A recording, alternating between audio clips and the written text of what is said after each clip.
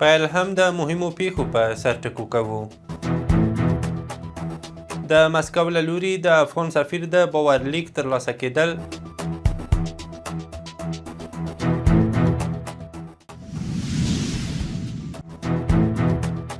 د قطر پوهنتون له رئیس سره د افغان سفیر کتنه،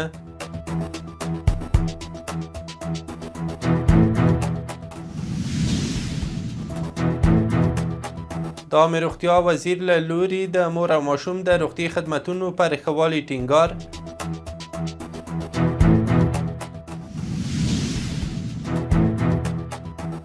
او ایران کې د یو شمېر هیوادونو اتباعو ته خبرداری. د وخت تلویزیون درنو لیدونکو سلام، وخت مو بخیر. نن پنجشنبه د مرغومې 25مه، اوس هم بشپړ خبرونه. کرملین خبر ورکړی چې د روسي ولسمشر ولادیمیر پوتین مسکو کې د څو سفیرانو باورلیکونه ترلاسه کړي دي. دغه باورلیکونو کې د افغانستان اسلامي امارت سفیر ګلحسن حسن هم شامل دی. په قطر کې د افغانستان سفارت خبر ورکړی چې محمد سهیل شاهین د قطر پوهنتون رئیس ډاکټر عمر بن محمد الانصاري سره کتلي دي. سرچینې ویلي چې په دې کتنه کې د کابل او قطر پوهنتونونو ترمنځ د همکاریو پر پراختیا خبرې شوې دي. په دې کتنه کې دغه راز د افغاني او قطر د اکاډمیکو بنسټونو ترمنځ د تجربو تبادلې، اسلامي بانکدارۍ ورکشاپونو او اړوند نور موضوعاتو په اړه هم خبرې شوې دي. د عامه روغتیا وزارت خبر ورکړی چې دغه وزارت وزیر مولوي نور جلال جلالي د افغانستان لپاره د ماشومانو خوندیتوب مؤسسې له نوي رئیس سره د مور او ماشوم د روغتي خدمتونو ښه والي په موخه لیدنه کړې ده. عامه روغتیا وزارت د معلوماتو له مخې په دې کتنه کې د یادې مؤسسې د پخواني رئیس د کارونو د ستاینې ترڅنګ د روغتیايي خدمتونو د پراختیا او د لا ډیرو همکاریو په اړه خبرې شوې دي. له پیښو سره د مبارزې ادارې مشر ملا نورالدین ترابي د اکټیډ مؤسسې له رئیس سره په کتنه کې ویلي چې د 2026 کال لپاره د خلکو او سیمو د اړتیاو په تړاو یې نوملړ چمتو کړی دی. نوموړي ویلي چې په دې نوملړ کې د خلکو اړینې اړتیاوې ځای پر ځای شوي دي. د اکټیډ مؤسسې مشر هانس کریستین جوهانس د دغه ناستې په لړ کې له پیښو سره د مبارزې ادارې له مشر سره ژمنه کړې چې دغه چمتو شوی نوملړ به یې د خپلو کاري پلانونو او مرستو په بهیر کې شامل کړي. د نوموړي په خبره دغه د اړمنو کسانو او سیمو چمتو شوی نوملړ به له نورو مرستندویه ادارو او مالی ملاتړ کوونکو سره هم شریک کړي. د لوړو زده کړو وزارت ویاند حافظ ضیاء الله هاشمي پر خپل ایکس پاڼه په لیکلي بیان کې ویلي چې دغه وزارت وزیر مولوي ندا محمد ندیم د عمان سلطنت ته د خپل 3 ورځني سفر تر بشپړېدو وروسته چې دغه هیواد په رسمي بلنه ترسره شوی و پای ته ورساوه. نوموړي ویلي چې مولوي ندا محمد ندیم د خپل سفر په لړ کې د عمان د لوړو زده کړو وزارت له مسؤلینو سره وکتل او دغه راز یې دغه هیواد له یو شمېر سترو او معتبرو پوهنتونونو څخه هم لیدنې وکړې. نوموړي د یادو علمي نهادونو له رهبري پلاوو سره په جلا جلا ناستو کې د علمي همکاریو پر پراختیا خبرې کړې او دغو پوهنتونونو، لابراتوارونو، کتابتونونو او درسي صنفونه یې له نږدې وکتل. د لوړو زده کړو وزیر د یاد سفر پر مهال په عمان سلطنت کې له میشتو افغانانو سره هم وکتل. د هغوی ستونزې او غوښتنې یې له نږدې واورېدې او اړوند ادارو سره یې د همغږۍ له لارې د حل په برخه کې د همکارۍ ډاډ ورکړ. د کرنې اوبو لګولو او مالدارۍ وزارت د کرنې او مالدارۍ مرستیال مولوي صدراعظم عثماني د 3 روسي شرکتونو له مسؤلینو سره د کابل او مسکو د اړیکو پر پراختیا خبرې کړې دي. د کرنې اوبو لګولو او مالدارۍ وزارت وایي چې په دې کتنه کې د روسي شرکتونو مسؤلینو د کرنې برخه کې له افغانستان سره ګډ کار او همکارۍ ته چمتووالی ښودلی دی.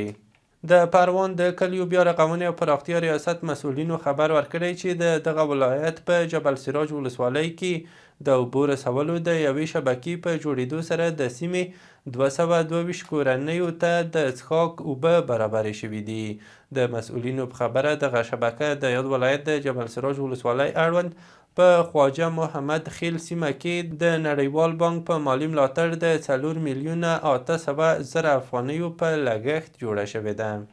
د ملګرو ملتونو د وګړو صندوق خبر ورکړی چې جاپان د افغانستان په کچه د حیاتي روغتیايي خدمتونو د وړاندې کولو او رواني ټولنیز ملاتړ د پیاوړتیا لپاره 3 میلیونه ډالر مرسته کړې ده. سرچینې ویلي چې دا نوې مالی مرسته به د افغانستان په 5 ولایتونو کې ولګول شي. د خبرپاڼې له مخې د جاپان د دې مالی مرستې په وسیله به دایکنډي، فاریاب، خوست، کونړ او پکتیکا ولایتونو کې د 18 روغتیايي مرکزونو ملاتړ وشي، څو وکولی شي د میندو د ژوند ژغورونکو روغتیايي خدمتونو وړاندې کول دوامداره وساتي. په بلخ ولایت کې د 19 میلیونه افغانیو په پانګونې سره د چرګوړو د تولید یوه ستره فابریکه پرانیستل شوه. د یادې فابریکې مسؤلین وایي چې دغه فابریکه په اونۍ کې د 90,000 چرګوړو د تولید وړتیا لري او دا مهال 15 کسانو ته په مستقیم ډول د کار زمینه برابره کړې ده. ورته مهال د فابریکې یو شمېر کارکوونکو د کاري فرصتونو له رامنځته کېدو خوښي څرګنده کړې او د اسلامي امارت او نورو سوداګرو یې غوښتلي چې د هیواد په بېلابېلو برخو کې پانګونه وکړي څو خلکو ته د کار زمینه برابره شي. د افغانستان له ګاونډیو هیوادونو ایران او پاکستان پرون 595 کورنۍ راستنې شوي دي. سرچینې ویلي چې د نیمروز د ورېښمو پله له لارې 21، د هرات د اسلام کلا له لارې 21، د سپین بولدک له لارې 40، د تورخم له لارې 499 او د هلمند د بهرامچې له لارې 15 کورنۍ راستنې شوي دي. د ایټالیا د بهرنیو چارو وزارت په خپره کړې خبرپاڼه کې له هغو ایټالیایانو چې په ایران کې میشت دي غوښتي چې ژر تر ژره له دغه هیواده ووځي. یاد وزارت ویلي چې په ایران کې له 600 څخه زیات ایټالیایان حضور لري چې ډیری په تهران کې اوسي. ایټالیا په ایران کې روان تاوتریخوالی غندلی او د معترضانو د ساتنې غوښتنه یې کړې ده.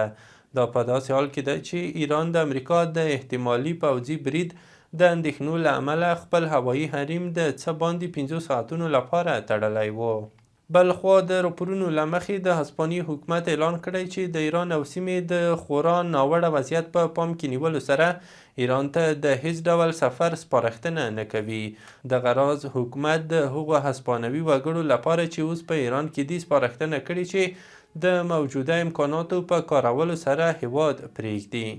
د امریکا د بهرنیو چارو وزارت په خپره کړې خبرپاڼه کې ویلي چې د 15 هیوادونو د وګړو لپاره د ویزو اړوند غوښتنلیکونه ځنډوي چې په دې نوملړ کې روسیه، پاکستان او افغانستان هم شامل دي. سرچینې ویلي چې دا پریکړه به د راتلونکې اونۍ له پیل سره سم د جنورۍ له 21 نیټې څخه عملي شي. اروپایي ټولنې د اوکراین د بودیجې او پوځي اړتیاو لپاره د 90 میلیارد یورو پور تصویب کړ. اروپایي ټولنې ویلي چې دغه پور په راتلونکو 2 کلونو کې د اوکراین د مالی اړتیاو د زیاتې برخې د پوره کولو لپاره ورکوي. دا اقدام په روانه جنورۍ میاشت کې وروسته له دې کېږي چې د اروپایي ټولنې مشرانو په 13 ډسمبر میاشت کې دا غوره کړی چې اوکراین ته د ټولنې په هیوادونو کې د روسیې د کنګل شویو شتمنیو په ضمانت د جبراني پور پر ځای د ټولنې د بودیجې څخه پور ورکړل شي.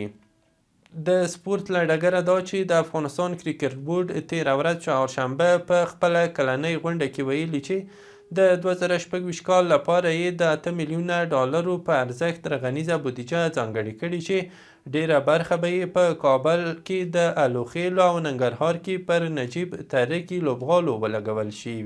کرکټ بورډ ویلي چې په 2025 کال کې د مالی ملاتړ او ډیجیټل او خواله رسنیو له درک عواید ډیر شوي دي. او وروستی خبر مهم دا چې د کرکټ د 19 کلنو کم عمره لوبډلو د نړیوال جام سیالۍ نن د زیمبابوې او نامیبیا په کوربتوب پیلیږي. د دې سیالیو د لړۍ په لومړۍ ورځ به د هند او امریکا، زیمبابوې او سکاټلینډ او تانزانیا او ویسټ انډیز لوبډلې لوبې ترسره کړي. د افغانستان د کرکټ د 19 کلنو کم عمره لوبډله به خپله لومړۍ لوبه له جنوبي افریقا سره د جمعې په ورځ ترسره کړي. افغان لوبډله د دغو لوبو لپاره د تیاریو په لړ کې 2 تمریناتي لوبې له استرالیا او سریلانکا سره ترسره کړې. د یادولو وړ ده چې د دې جام سیالیو پایلوبه به د فبرورۍ په 6 ترسره شي. له ملتیا مو مننه. وروستي خبرونه مو همدومره وو.